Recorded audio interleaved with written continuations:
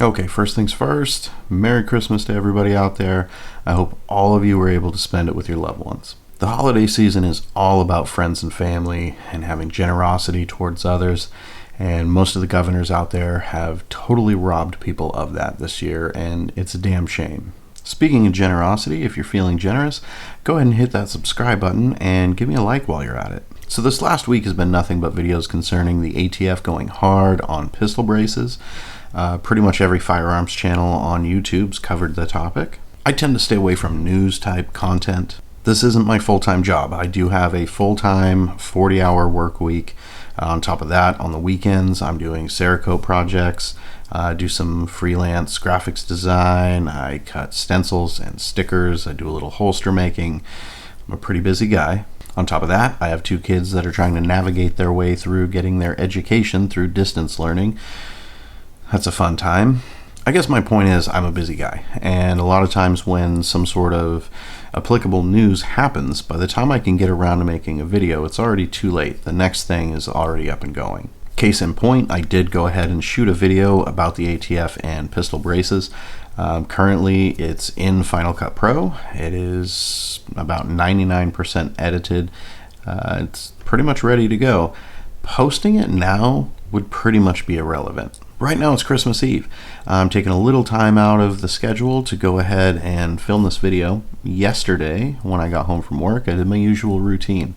I got out of my work clothes, I started making dinner for the family, I went and checked the mail. Next, I went ahead and opened up my iPad and I read the news about the ATF backing down on the issue of pistol braces. Within about a half hour, I started getting the notifications that the other gun channels that I follow were putting new videos out. Next thing I know, my YouTube feed is full of videos celebrating the victory over the ATF and pistol braces. Between last night and this morning, I took the time to watch each and every one of those videos. I gave them all a like because I like to support the community, but, and this is a fairly big but, pretty much all of those videos were wrong.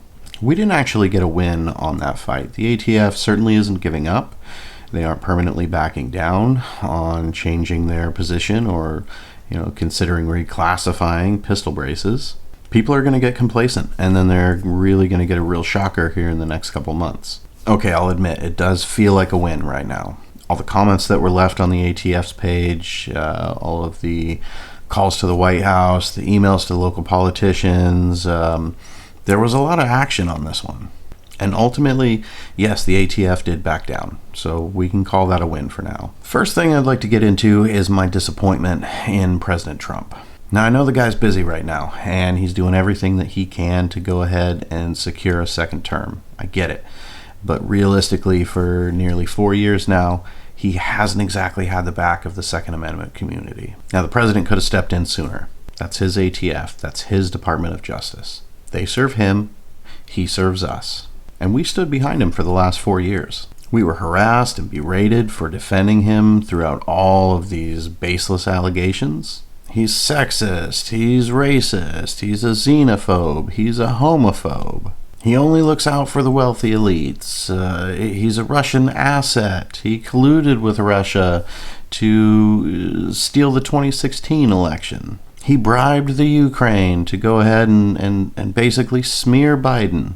4 years of this shit. 4 years of constantly defending him against allegations that time and time again turned out to be fake. Okay, yes, he banged a porn star, but guess what? I'm not even mad about that.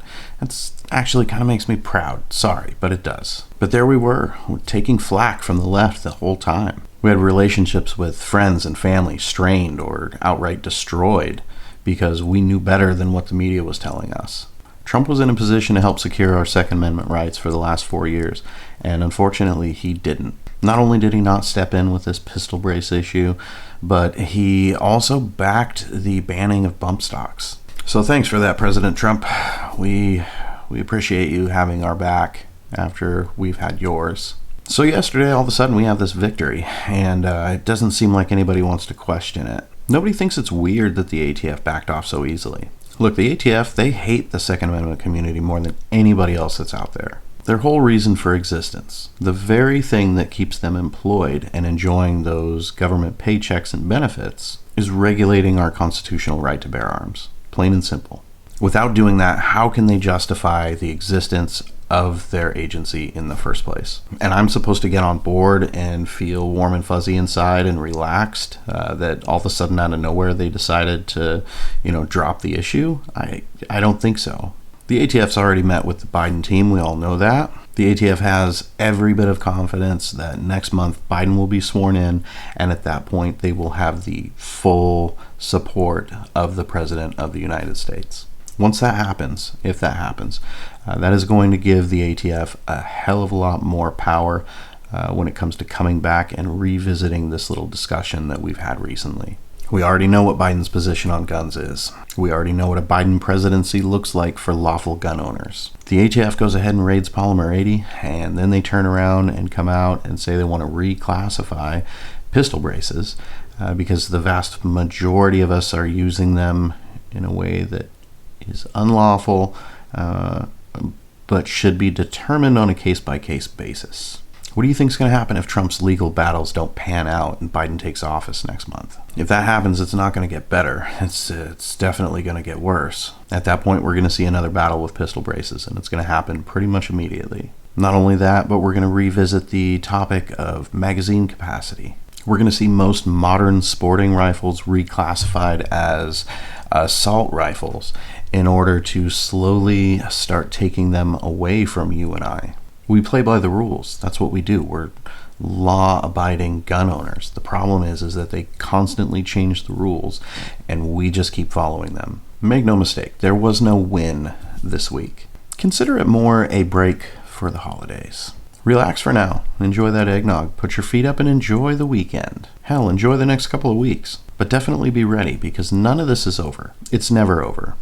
It never ends. We need to be ready for the real fight that's coming. When that fight does come, each and every one of us needs to get involved. We need to be ready to send emails, make phone calls, do all the exact same things that we did with the pistol brace thing this time, but on a grander scale. If there's one thing we can take away from this week, it's that when we do stand united, we do actually have power. Sitting on the sidelines and waiting to see how it's all going to pan out, that never gets the job done. Physical violence doesn't help. We need to make sure that we are in direct communication with all of our elected representatives, and we need to all do it quickly. You can't wait till the last minute, because there is a solid chance that decisions are going to be made before you have a chance to get your ass up off the couch and handle your business. That's it. That's all I have to say for today, folks. Enjoy the win for now. Be ready for what's coming in the future. Enjoy your holiday weekend. And I'll be back after the first of the year. I think I'm going to take next weekend off and just do a little relaxing.